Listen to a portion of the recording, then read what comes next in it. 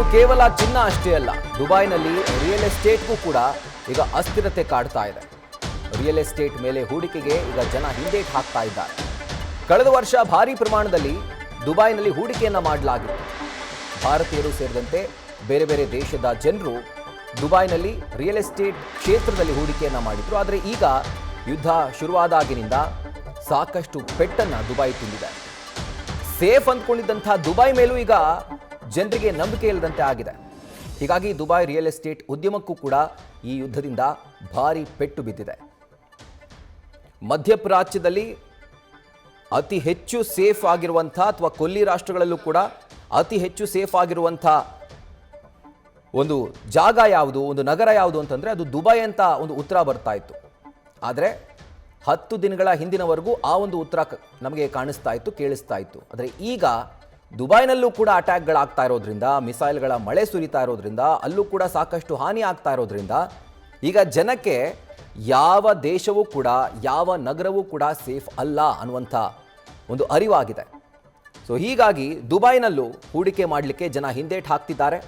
ಕಳೆದ ವರ್ಷ ಭಾರೀ ಪ್ರಮಾಣದಲ್ಲಿ ಹೂಡಿಕೆ ಬಂದಿತ್ತು, ಹರಿದು ಬಂದಿತ್ತು. ಬಂಡವಾಳದ ದೊಡ್ಡ ಮಳೆನೇ ಸುರಿದಿತ್ತು ದುಬೈ ಮೇಲೆ. ಬಟ್ ಈಗ ರಿಯಲ್ ಎಸ್ಟೇಟ್ ಉದ್ಯಮ ಯಾವುದಕ್ಕೆ ದುಬೈ ಅತ್ಯಂತ ಫೇಮಸ್ಸೋ ಆ ಉದ್ಯಮನೇ ಈಗ ಅಸ್ಥಿರತೆಯಿಂದ ಕೂಡ್ತಾ ಇದೆ. ಇದರ ಕುರಿತಾಗಿ ಡೀಟೇಲ್ಸನ್ನು ಕೊಡ್ತಾ ಹೋಗ್ತಾರೆ ನಮ್ಮ ಪ್ರತಿನಿಧಿ ಚಂದ್ರಮೋಹನ್.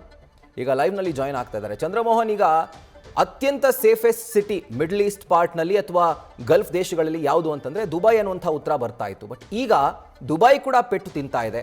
ಇದರಿಂದಾಗಿ ಅದರ ಎಫೆಕ್ಟ್ ಗ್ಲೋಬಲಿ ತಡ್ತಾ ಇರುವಂಥದ್ದು. ಒಂದು ಕಡೆ ಚಿನ್ನದ ಬೆಲೆ ಕುಸಿತವನ್ನು ಕಾಣ್ತಾ ಇದೆ, ಮಗದೊಂದು ಕಡೆಯಲ್ಲಿ ದುಬೈ ಯಾವುದಕ್ಕೆ ಫೇಮಸ್ಸು ರಿಯಲ್ ಎಸ್ಟೇಟ್ಗೆ, ಆ ಕ್ಷೇತ್ರವೂ ಕೂಡ ಈಗ ಅಸ್ಥಿರತೆಯಿಂದ ಕೂಡಿರುವಂಥದ್ದು. ಸೊ ಇದರ ಎಫೆಕ್ಟ್ ಇನ್ನು ಮುಂದಿನ ದಿನಗಳಲ್ಲಿ ಯಾವೆಲ್ಲ ಕ್ಷೇತ್ರಕ್ಕೆ ಅದು ವಿಸ್ತಾರವಾಗುತ್ತೆ ಅಂತ?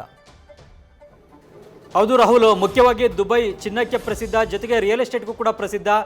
ಚಿನ್ನವನ್ನು ದುಬೈನಿಂದ ಖರೀದಿ ಮಾಡಿಕೊಂಡು ನಮ್ಮ ಭಾರತೀಯರು ಕೂಡ ತರ್ತಾ ಇದ್ರು. ಜೊತೆಗೆ ದುಬೈನಲ್ಲಿ ಚಿನ್ನ ಕಡಿಮೆ ಬೆಲೆಗೆ ಕೂಡ ಸಿಗ್ತಾ ಇತ್ತು. ಹಾಗಾಗಿ ದುಬೈ ಬೆಲೆಯಲ್ಲಿ ಚಿನ್ನವನ್ನು ಬೆಂಗಳೂರಿನಲ್ಲೂ ಕೂಡ ಕೊಡ್ತೇವೆ ಅಂತೇಳಿ ಚಿನ್ನದ ವ್ಯಾಪಾರಿಗಳು ಬೆಂಗಳೂರಿನಲ್ಲಿ, ಕರ್ನಾಟಕದಲ್ಲೂ ಕೂಡ ಮಾರ್ಕೆಟಿಂಗ್ ಅನ್ನು ಮಾಡ್ತಾ ಇದ್ರು. ಆದ್ರೆ ಈಗ ದುಬೈನಲ್ಲೇ ಚಿನ್ನದ ಬೆಲೆ ಕುಸಿತ ಕಾಣ್ತಾ ಇದೆ. ಮುಖ್ಯವಾಗಿ ದುಬೈ ಚಿನ್ನವನ್ನು ಬೇರೆ ಬೇರೆ ದೇಶಗಳಿಂದ ಆಮದನ ಮಾಡಿಕೊಳ್ಳುತ್ತೆ ಮತ್ತು ಮಾರಾಟವನ್ನು ಕೂಡ ಮಾಡುತ್ತೆ. ವಿಶ್ವದ ಬೇರೆ ಬೇರೆ ದೇಶಗಳಿಗೆ ದುಬೈನಿಂದ ಚಿನ್ನ ರಫ್ತಾಗುತ್ತೆ. ಆದ್ರೆ ಈಗ ದುಬೈನಲ್ಲೇ ಚಿನ್ನದ ಬೆಲೆ ಕುಸಿತಾ ಇದೆ. ಇದಕ್ಕೆ ಮುಖ್ಯವಾದಂಥ ಕಾರಣ ಅಂತ ಅಂದ್ರೆ ಈಗ ಇರಾನು ಮತ್ತು ಇಸ್ರೇಲ್ ನಡುವೆ ನಡೀತಾ ಇರುವಂತಹ ಯುದ್ಧ ಕೇವಲ ಆ 2 ದೇಶಗಳಿಗೆ ಮಾತ್ರ ಸೀಮಿತ ಆಗಿಲ್ಲ.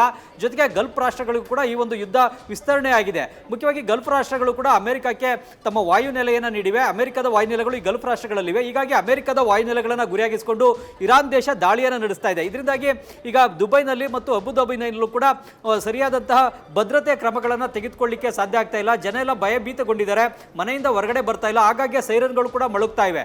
ಜೊತೆಗೆ ಚಿನ್ನವನ್ನು ಕೂಡ ಬೇರೆ ದೇಶಗಳಿಂದ ಆಮದು ಮಾಡ್ಕೊಳ್ಳಿಕ್ಕಾಗ್ಲಿ ಮತ್ತು ದುಬೈನಿಂದ ಬೇರೆ ದೇಶಗಳಿಗೆ ರಫ್ತನ್ನು ಮಾಡಲಿಕ್ಕಾಗ್ಲಿ ಸಾಧ್ಯವಾಗ್ತಾ ಇಲ್ಲ. ಚಿನ್ನ ಎಲ್ಲವೂ ಕೂಡ ಗೋಡನ್ಗಳಲ್ಲೇ ಇದೆ.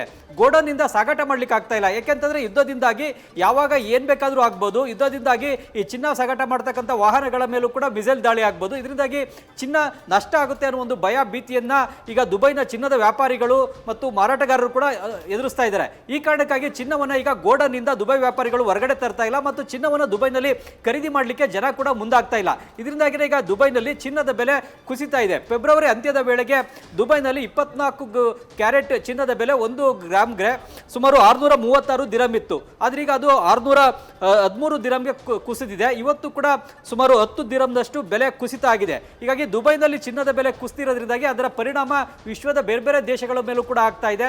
ಭಾರತದಲ್ಲೂ ಕೂಡ ಚಿನ್ನದ ಬೆಲೆ ಸ್ವಲ್ಪ ಮಟ್ಟಿಗೆ ಕಡಿಮೆ ಆಗ್ತಾ ಇದೆ. ಮುಖ್ಯವಾಗಿ ಯುದ್ಧದ ಸಂದರ್ಭದಲ್ಲಿ ಕೆಲವೊಮ್ಮೆ ಚಿನ್ನದ ಬೆಲೆ ಏರಿಕೆ ಕೂಡ ಆಗುತ್ತೆ, ಕೆಲವೊಮ್ಮೆ ಇಳಿಕೆ ಕೂಡ ಆಗುತ್ತೆ. ಯಾಕೆಂತಂದ್ರೆ ಚಿನ್ನದ ಮೇಲಿನ ಹೂಡಿಕೆ ಸೇಫೆಸ್ಟ್ ಇನ್ವೆಸ್ಟ್ಮೆಂಟ್ ಅನ್ನೋ ಕಾರಣಕ್ಕಾಗಿ ಹೂಡಿಕೆದಾರರು ಷೇರು ಮಾರುಕಟ್ಟೆಯಲ್ಲಿ ತಾವು ಹೂಡಿದಂತ ಹಣವನ್ನ ಹಿಂತೆಗೆದುಕೊಂಡು ಚಿನ್ನದ ಮೇಲೆ ಹೂಡಿಕೆ ಮಾಡ್ತಾರೆ. ಚಿನ್ನಕ್ಕೆ ಹೆಚ್ಚಿನ ಬೇಡಿಕೆ ಬರುತ್ತೆ.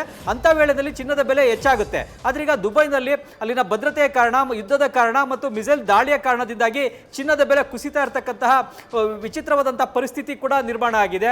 ಹೀಗಾಗಿ ಈಗ ದುಬೈನಲ್ಲಿ ಚಿನ್ನ ಬಹಳ ಕಡಿಮೆ ಬೆಲೆಗೆ ಸಿಗ್ತಾ ಇದೆ ಮತ್ತು ಬೆಲೆ ಕೂಡ ಕುಸಿತಾ ಇದೆ. ಇದಕ್ಕೆ ಕಾರಣ ಆಗಿರ್ತಕ್ಕಂಥದ್ದು ಇರಾನ್ ದೇಶ ದುಬೈನ ಮೇಲೆ ನಡೆಸ್ತಾ ಇರತಕ್ಕಂತಹ ಮಿಸೈಲ್ ದಾಳಿಯಿಂದಾಗಿ ದುಬೈನಲ್ಲಿ ಉಂಟಾಗಿರ್ತಕ್ಕಂತಹ ಭದ್ರತೆಯ ಕೊರತೆಯ ಪರಿಸ್ಥಿತಿ, ಜನರನ್ನು ಕಾಡ್ತಾ ಇರತಕ್ಕಂಥ ಪ್ರಾಣ ಭೀತಿಯಿಂದಾಗಿ ಜನ ದುಬೈಯನ್ನು ಬಿಟ್ಟು ಈಗ ಯುರೋಪ್ ದೇಶಗಳಿಗೂ ಕೂಡ ತೆರಳುತ್ತಾ ಇದ್ದಾರೆ. ಯುರೋಪ್ ದೇಶಗಳಿಗೆ ದುಬೈನಿಂದ ತೆರಳಲಿಕ್ಕೆ ಈಗ ಪ್ರೈವೇಟ್ ಜೆಟ್ಗಳು ಕೂಡ ಸುಮಾರು 2 ಕೋಟಿ 3 ಕೋಟಿಯಷ್ಟು ಚಾರ್ಜ್ ಅನ್ನು ಮಾಡ್ತವೆ. ಅಲ್ಲಿ ದುಬೈನಲ್ಲಿ ಹೆಚ್ಚಿನ ಸಂಖ್ಯೆಯಲ್ಲಿ ಶ್ರೀಮಂತರು ಇರೋದ್ರಿಂದ ಅವರೆಲ್ಲರೂ ಕೂಡ ಈಗ 2 ಕೋಟಿ 3 ಕೋಟಿ ಕೊಟ್ಟಾದ್ರೂ ಸರಿ ತಮ್ಮ ಜೀವವನ್ನು ಉಳಿಸ್ಕೊಳ್ಬೇಕು, ದುಬೈನಲ್ಲಿ ಇರೋದು ಬೇಡ ಅಂತೇಳಿ ಬೇರೆ ದೇಶಗಳಿಗೂ ಹೋಗ್ತಾ ಇದ್ದಾರೆ.